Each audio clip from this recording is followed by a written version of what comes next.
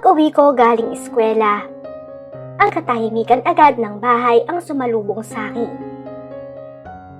At sa gitna ng katahimikang iyon, nandoon si Papa. Nakaupo sa paborito niyang pwesto sa sala. Nakatingin sa labas ng bintana. Tila hinihintay niya ang isang anino na alam ko namang hindi na darating. Pa, ayos lang po ba kayo? Tanong ko sa kanya. Ah, nandyan ka na pala anak. Ayos lang ako. Huwag mo kong intindihin. Gutom ka na ba? Teka, magluluto na ako ng hapunan natin. Naupo ako sa tabi niya at kumapit sa braso. Ipinatong ko ang ulo ko sa balikat niya. Yung balikat na dati ay napakatatag, pero ngayon ay tila pagod na pagod. Pa, alam ko pong malungkot na naman kayo. Kinausap ko po si Tita Lani kanina. Pero Mia, bakit mo ginawa yon? Kasi alam ko pong mahal niyo pa rin ang isa't isa. Ayaw ko pong nakikita kayong ganyan pa. Akala ko maayos ko pa. Sinabi ko sa kanya na bumalik na siya rito sa atin. Hindi agad ako nakasagot sa susunod na sasabihin ko. Nararamdaman ko ang pagbilis ng tibok ng puso ko habang inaalala ang eksenang yon. Pero hindi siya pumayag pa at nakita ko rin po yung bago niya. Masaya na siya pa. Masaya na siya sa iba. Sa sinabi kong yon ay naramdaman ko ang bahagyang paghina ng katawan ni Papa. Walang salitang lumabas sa bibig niya. Pero ang higpit ng hawak niya sa kamay ko ay sapat na para malaman kong nadurog siyang muli. Sa pagkakataong ito, hindi lang ang bintana ang tinitingnan niya. Tinatanaw na niya ang katotohanang kailangan na niyang bumitaw. Hindi agad nakasagot si Papa. Nanatili siyang nakatulala. Tila pilit na pinoproseso sa kanyang isipan ang bawat salitang binitdaywan ko. Mahigit 1 taon silang nagsama ni Tita Lani. At sa isang iglap, nalaman niyang may iba na itong kinakasama sa iisang bubong. Nakita ko ang panginginig ng kanyang mga kamay. Ang sakit na pilit niyang ikinukubli. Hayaan na natin siya, anak. Kung masaya na si Lani sa iba, hindi na natin siya dapat piliting bumalik dito. Tapos na yon. Halika na nga, tulungan mo na lang ako magluto para makakain na tayo. Gutom lang yan. Napunta kami sa kusina sa likod bahay. Habang naghihiwa kami ng mga sangkap, nagbibiruan kami at nagtatawanan. Pero sa bawat tawa ni Papa, nakikita ko ang mga matang hindi nagsisinungaling. Puno ito ng matinding lungkot. Alam kong mahal na mahal niya si Tita Lani. Pinatira niya ito rito, inalagaan at itinuring na bahagi ng pamilya. Pero sadyang may mga taong ang tingin sa pag-ibig ay parang hanap buhay. Mas pinili ni Tita Lani ang lalaking may mas maayos na trabaho kaysa sa isang magsasakang katulad ni Papa na ang tanging yaman ay ang lupa at ang kanyang sipag. Hindi naman bago sa amin ang mag-isa. 7 taon pa lang ako nung pumanaw si Mama. 10 taong tiniis ni Papa ang pangungulila bago niya muling binuksan ang kanyang puso para kay Tita Lani. Akala ko nga nun, siya na ang huli. Pero heto kami ulit. Balik sa dati. Pa, salamat po ha. Para saan naman anak? Sa hindi pag-iwan sa akin. Napahinto si Papa at tiningnan ako ng matagal. Doon ko naramdaman na kahit gaano kasakit ang iniwan ni Tita Lani, may isang bagay na hinding-hindi matitibag. Ang aming samahan. Nagdadalaga na ako at alam ko ang tanging iniisip na lang ni Papa ngayon ay ang kapakanan ko. Sabi nila, Talo si Papa dahil iniwan siya. Pero para sa akin, si Papa ang pinakamayamang tao sa mundo. Dahil sa gitna ng kawalan, pinili niyang manatiling buo para sa akin. Palabas na kami ni Jason sa gate ng eskwelahan nang marinig ko ang pamilyar na ugong ng makina. Huminto ang tricycle ni Papa sa tapat namin. Sa bawat pihit niya ng silinyador, alam kong hindi lang pasahero ang hanap niya. Nandun siya para siguraduhing ligtas ang kaisa-isahang niyang yaman. Mia, hindi ka pa ba uuwi? Halika na, sumabay ka na sa akin. Wika ni Papa. Sige na, Jason, dito na muna ako ha. Sige, Mia, ingat ka. Mang Tasyo, magandang hapon po. Isang tipid na tangulang ang isinagot ni Papa. Ramdam ko ang tensyon sa hangin. Sumabay ako sa likod niya, doon sa pwestong palagi kong inuupuan simula bata pa ako. Habang binabaybay namin ang daan pauwi, bumasag sa katahimikan ang kanyang boses na tila may halong pag-aalala at babala. Nililigawan ka ba ng Jason na yon? Baka naman may plano ka ng mag-asawa agad, Mia, ha? Ano ba kayo, pa? Nakikipagkaibigan lang si Jason. Wala akong planong magpaligaw, lalo na ang mag-asawa. Aba, dapat lang. Wala akong tiwala sa pamilyang yan. Hindi ba't kuya niya ang nakabuntis at nagtaksil sa pinsan mong si Diana? Iniwan siyang luhaan, ayaw pang kilalanin ng bata. Pa, masaya na si Ate Diana ngayon sa banyaga niyang asawa. At saka, hindi po ako tulad niya. Pangako ko po sa inyo, di ba? Magtatapos ako. Pag may maganda na akong trabaho, tayo naman ang lilibot sa mundo. Hindi lang bukid ang makikita nyo, pa. Nakita ko sa side mirror ang bahagyang pag-angat ng gilid ng labi ni Papa. Isang ngiting bihirang lumabas simula nung umalis si Tita Lani. Sa edad niyang 48, marami ng sugat ang puso ni Papa. Pero heto siya, patuloy na pumapasada, patuloy na lumalaban. Mahal na mahal ko si Papa. At sa bawat pag-ikot ng gulong ng tricycle niya, mas lalong tumitibay ang pangarap ko. Hindi ko hahayaang manatiling malungkot ang mga mata niya. Kung kailangang ako ang maging sandigan niya habang siya ay tumatanda, gagawin ko. Dahil bago pa man ako naging estudyante o naging kaibigan ni Jason, ako muna ang munting prinsesa ng kaisa-isahang haring nagmamaneho para sa kinabukasan ko. Matagal ding natulog ang puso ni Papa pagkatapos ng nangyari kay Tita Lani. Pero sabi nga nila, ang tadhana ay parang panahon. Pagkatapos ng unos, laging may sisikat na araw. At ang araw na yon ay dumating sa anyo ni Tita Romina.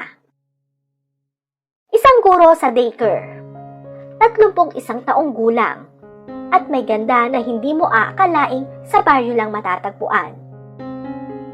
Para siyang modelo na naligaw sa aming paaralan. 3 buwang nagtiyaga si Papa.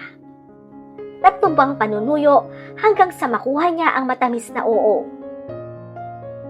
Ngayon, ang dating tahimik naming kusina sa likod bahay, muling nabubuhay sa halimuyak ng niluluto at huni ng tawanan. Alam niyo po, Tita Romina, sa totoo lang, sobrang ganda niyo po talaga. Parang nahihiya po tuloy ako sa inyo. Napakasimple niyo, pero agaw pansin. Naku, ikaw talagang bata ka. Bolera ka rin gaya ng papa mo. Pero alam mo, Mia, napakaganda mo ring bata. Siguro ganyan din kaganda ang nanay mo nung nabubuhay pa siya. Napangiti ako. Hindi masakit marinig ang tungkol kay mama mula sa kanya. Sa halip, parang isang malambot na haplosyon sa puso ko. Opo, maganda talaga si mama. Pero huwag kayong mag-alala, tita. Maganda rin po kayo at ang bait nyo pa. Ngayon, naiintindihan ko na kung bakit nahulog ng gusto si Papa sa inyo. Siguradong inggit na naman ang mga kalalakihan sa baryo niyan. Ikatlong araw pa lang mula nang maging opisyal silang magkarelasyon. Pero parang matagal na kaming magkakakilala. Alam ni Papa na makakasundo ko si Tita Romina. Dahil pareho kaming marunong magpahalaga sa mga simpleng bagay. Gaya ng pagluluto sa likod bahay at ang pag-aalaga sa isang lalaking buong buhay na nagtanim ng pagmamahal para sa amin. Habang nagpapatuloy kami sa paghahanda ng hapunan, hindi ko mapigilang mapatingin sa gawin ni Papa na noon ay nakasilip sa amin mula sa pinto. Sa mga mata niya, wala na ang bakas ng lungkot. Wala na ang anino ng nakaraan. Habang abala kami ni Tita Romina sa pagluluto, hindi ko napansin na kanina pa pala nakasandal si Papa sa hamba ng pinto ng kusina. Pinapanood niya kami. Nakita ko ang isang ekspresyon sa mukha niya na matagal ko nang hindi nakikita. Ang kapayapaan. Hindi lang basta ngiti, kundi ang itsura ng isang taong sa wakas ay nakauwi na sa tamang tahanan.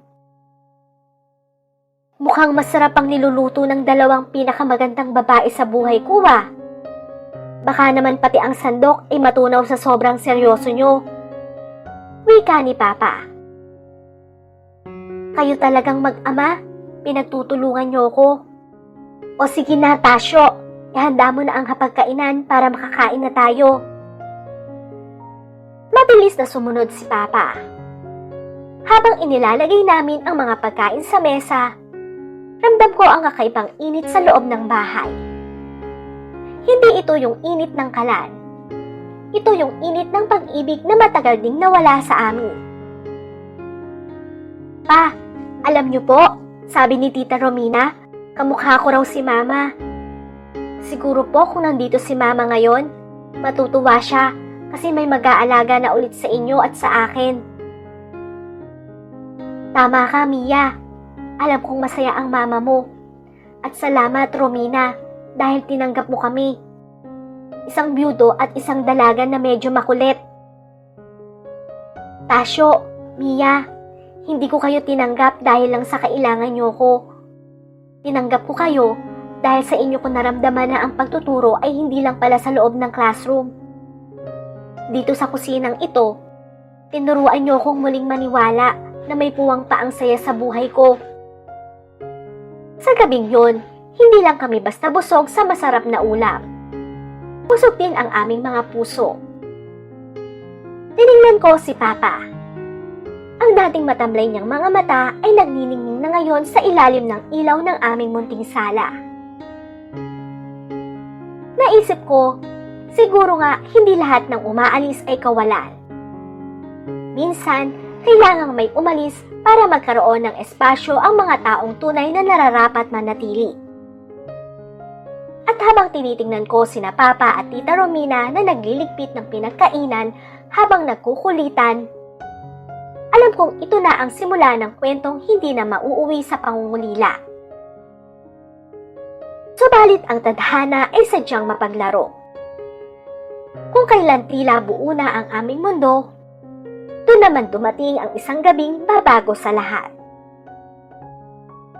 Isang maulang gabi.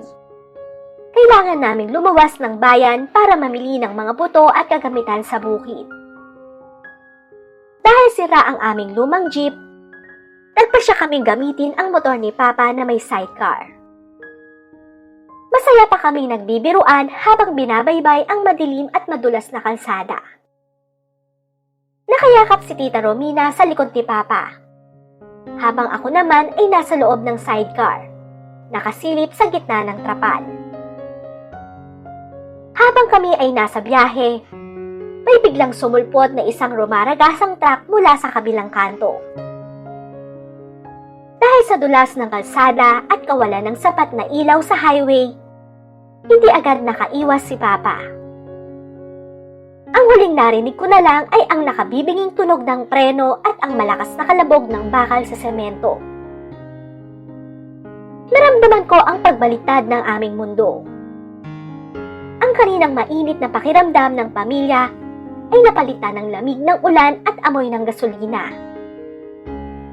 Nang imulat ko ang aking mga mata, ang tanging naririnig ko ay ang patak ng ulan sa kalsada.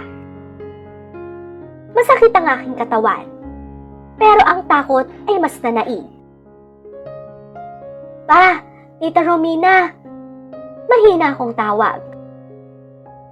Nakita ko si Papa. Dahang-dahang bumabangon mula sa pagkakahulog. Tuguan ang kanyang braso, pero wala siyang ibang hinanap kundi si Tita Romina.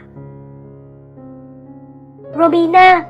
Romina, gumising ka! Sigaw ni Papa. Ang kanyang boses ay puno ng panginig na hindi ko pa narinig kailanman. Natagpuan namin si Tita Romina na nakahandusay malapit sa gilid ng kanal. Hindi siya gumagalaw. Ang kanyang mukha na kanina lang ay puno ng tawa ay maputla na ngayon at nababalot ng sugat. Mabilis siyang naluwas ni Papa sa kanyang bisig. Pilit na ginigising. Pilit na hinahanap ang buhay na kanina lang ay masiglang masigla. Mia, tumawag ka ng saklolo, bilis! Utos ni Papa habang umiiyak. Ito ang unang pagkakataon na nakita ko si Papa na ganoon kataranta, na ganoon kadesperado. Habang hinihintay namin ang ambulansya sa ilalim ng ulan, tinitingnan ko ang kamay ni Papa na mahigpit na nakahawak sa kamay ni Tita Romina. Ang pangarap naming masayang pamilya ay tila unti-unting tinangay ng agos ng tubig sa kalsada. Romina, gumising ka! Huwag kang bibitaw! Ang boses ni Papa ay humahalo sa dagundong ng kulog. Punong-puno ng desperasyon na tila ba kaya niyang hilahin pabalik ang buhay ni Tita Romina sa pamamagitan lamang ng kanyang mga salita. Dumating ang ambulansya sa gitna ng nagngangalit na bagyo. Ang mga asul at pulang ilaw nito ay nagmistulang mga mapandinlang na bituin sa madilim na kalsada. Mabilis na isinakay si Tita Romina. At sa bawat tunog ng sirena, nararamdaman ko ang paglayo ng katahimikang kakahanap lang namin sa aming tahanan. Pagdating sa ospital, mabilis na itinulak ang stretcher patungo sa operating room. Ang puting ilaw ng pasilyo ay tila humuhusga sa amin. Malamig, malupit at walang pakiramdam. Naiwan kaming dalawa ni Papa sa labas. Basang-basa ng ulan at dugo. Naupo si Papa sa sahig. Isinandal ang kanyang ulo sa pader at ipinikit ang kanyang mga mata. Mia, bakit kung kailan natuto na ulit akong tumawa? Doon pa kailangang mangyari to. Hindi ako nakasagot. Niyakap ko lang siya. Ramdam ang panginginig ng kanyang katawan. Ang kanyang mga kamay na dati ay puno ng lupa sa pagsasaka, ngayon ay puno ng malapot na pula. Isang paalala na ang buhay ay kasing rupok ng isang basong kristal. Makalipas ang ilang oras, lumabas ang doktor. Ang kanyang mukha ay hindi nagdadala ng magandang balita. Maayos ang operasyon para itigil ang internal bleeding. Panimula niya.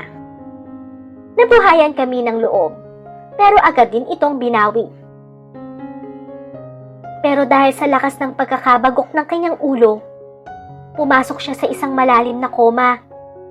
Hindi namin masabi kung kailan siya magigising o kung magigising pa ba siya. Parang gumuho ang buong ospital sa narinig ko. Tumingin ako kay Papa. Walang luha ang lumabas sa kanyang mga mata. Tila ba naubos na ang lahat ng sakit sa loob niya at ang natira na lang ay ang hininga ng isang taong tanggap na ang kanyang pagkatalo. Lumipas ang mga linggo.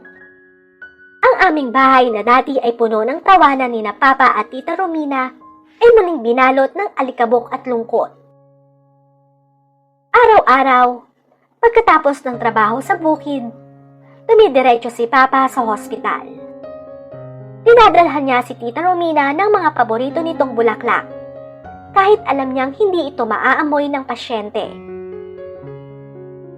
Isang hapon, naabutan ko si Papa na kinakausap ang natutulog na katawan ni Tita Romina. "Romina, hindi ako aalis. Hihintayin kita kahit gaano pa katagal. 10 taon akong naghintay para mabuksan ang puso ko. Maghihintay ako ng panghabang buhay para lang makita mo muli ang umaga." Hinawakan niya ang kamay ni Tita Romina. Ang kamay na unti-unti nang lumalamig, pero pinipilit pa rin painitin ng pag-ibig ng isang magsasakang walang ibang yaman kundi ang kanyang katapatan. Ngunit sa kabila ng lahat ng init ng pagmamahal ni Papa, hindi na nakuha ng katawan ni Tita Romina ang lakas na bumangon. Isang madaling araw, sa gitna ng nakabibinging tunog ng mga monitor sa hospital, ang linyang kanina ay mabilis na tumataas-taba ay dahang-dahang naging diretso. Isang mahaba at matinis na tunog ang bumasag sa katahimikan. Ang tunog ng isang pusong sumuko na sa laban. Hindi humagulgol si Papa. Nanatili lang siyang nakahawak sa kamay ni Tita Romina. Itinigil ang pag-uusap at dahang-dahang idinampi ang kanyang noo sa malamig na balat nito. Doon ko nakita ang mga luhang tahimik na pumatak sa puting kumot. Mga luhang hindi humihingi ng saklolo, kundi mga luhang nagpapaalam sa huling pangarap na binuo niya. Pagkatapos ng libing, bumalik ang aming bahay sa dati nitong anyo. Ang paboritong pwesto ni Papa sa sala ay muli niyang inupuan.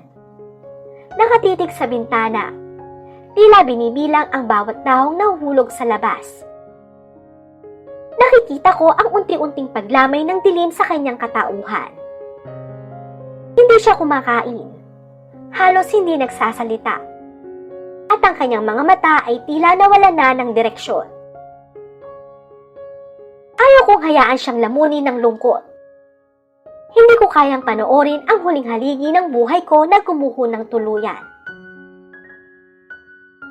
"Pa, tikman niyo po to," sabi ko isang gabi habang inilalapag ang isang mangkok na mainit na tinola. Ang paborito niyang luto ni Mama noon. "Nilagyan ko ng maraming sili, gaya ng gusto niyo." Tumingin siya sa akin. Matagal. Ako dahan-dahang kumuha ng kutsara. Sa bawat higop niya, pilit ko siyang kinakausap tungkol sa mga nangyari sa eskwela, sa mga biruan ng mga kaklase ko, at sa mga pangarap ko para sa aming dalawa. Isang hapon, nakita ko si Papa na muling nakatitig sa litrato ni Tita Romina. Lumapit ako at niyakap siya muli sa likod. "Pa, nandito na po ako," bulong ko. "Hindi man po tayo naging tatlo, hindi po kayo mag-iisa. Ako ang magiging lakas nyo, gaya ng pagiging lakas nyo sa akin nung bata pa ako." Dahan-dahan siyang lumingon at sa unang pagkakataon matapos ang ilang buwan, nakita ko ang bahagyang pag-angat ng gilid ng kanyang labi. Hindi ito ang malakas na tawa nung narito pa si Tita Romina. Pero ito ay isang ngiti ng pag-asa. Isang pagkilala na mayroon pa siyang dahilan para gumising sa umaga. "Salamat, Mia," mahina niyang sabi habang hinahaplos ang aking buhok.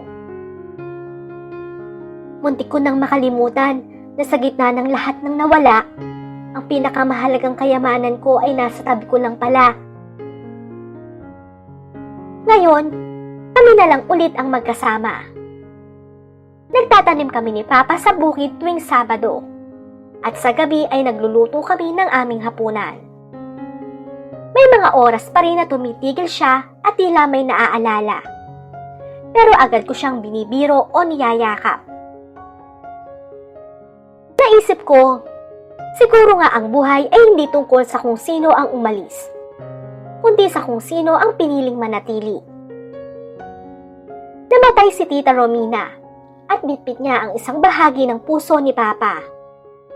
Pero ang natitirang bahagi ay akin at gagawin ko ang lahat para manatili itong tumitibok. Tumipas ang mga buwan at ang mga damo sa puntod ni Tita Romina ay nagsimula ng tumibok. At ang mga damo sa puntod ni Tita Romina ay nagsimula ng tumubo. Tanda ng paglipas ng panahon. Sa aming tahanan, unti-unti ring nagbabago ang ihip ng hangin. Wala na ang amoy ng pabango ni Tita Romina at ang kanyang mga gamit ay maayos nang nakatabi. Ngunit ang kanyang alaala ay nanatiling isang malungkot, ngunit magandang bahagi ng aming kasaysayan. Isang hapon, naabutan ko si Papa sa bakuran. Hawak niya ang kanyang lumang dulos. Hawak niya ang kanyang lumang pala. Muling nagbubungkal ng lupa. Hindi na siya nakatitig sa kawalan. Sa halip, nakatitig na siya sa mga bagong sibol na tanim. "Mia, halika rito!" Tawag niya sa akin. "Tingnan mo ang mga talbos, kay gaganda. Mukhang masarap tong isahog sa hapunan natin mamaya." Lumapit ako at ngumiti. Alam ko, sa bawat pagbaon ng kanyang kamay sa lupa, unti-unti ring ibinabaon ni Papa ang hapdi ng kahapon. Hindi man maibabalik ang mga nawala, natutunan naming pahalagahan ang kung anong meron kami sa kasalukuyan. Sa hapagkainan ng gabing iyon, kaming dalawa lang ulit ang magkaharap. Payak ang ulam, payak ang paligid, pero punong-puno ang aming puso. Tinignan ko si Papa. Ang dating matatag na balikat na tila gumuho ay muling tumatayo ng may dangal. "Pa," tawag ko sa kanya. "Salamat po at hindi kayo sumuko." Tumigil siya sa pagkain at tumingin sa akin ng may malalim na pagmamahal. "Paano ako susuko, anak, kung ikaw ang nagpapaalala sa akin araw-araw na may bukas pa? Ikaw ang dahilan kung bakit ang katahimikan ng bahay na to ay hindi na nakakatakot, kundi nakakapagpahinga." Naisip ko, siguro nga ay sadyang dumaan lang si Tita Romina sa buhay namin para ipaalala kay Papa na kaya niya pang magmahal. At para ipaalala sa akin na ako ang kaisa-isahang taong hindi bibitaw sa kanya. Ang kwento namin ay hindi nagtapos sa isang magarbo o perpektong pamilya. Natapos ito sa 2 taong nagmamahalan. Isang magsasakang nahanap muli ang kanyang lakas at isang anak na naging sandigan ng kanyang ama. Sa dulo ng lahat, natutunan naming ang tunay na kaligayahan ay hindi matatagpuan sa mga taong umaalis, kundi sa mga taong nananatili kahit gaano pa kahirap ang unos.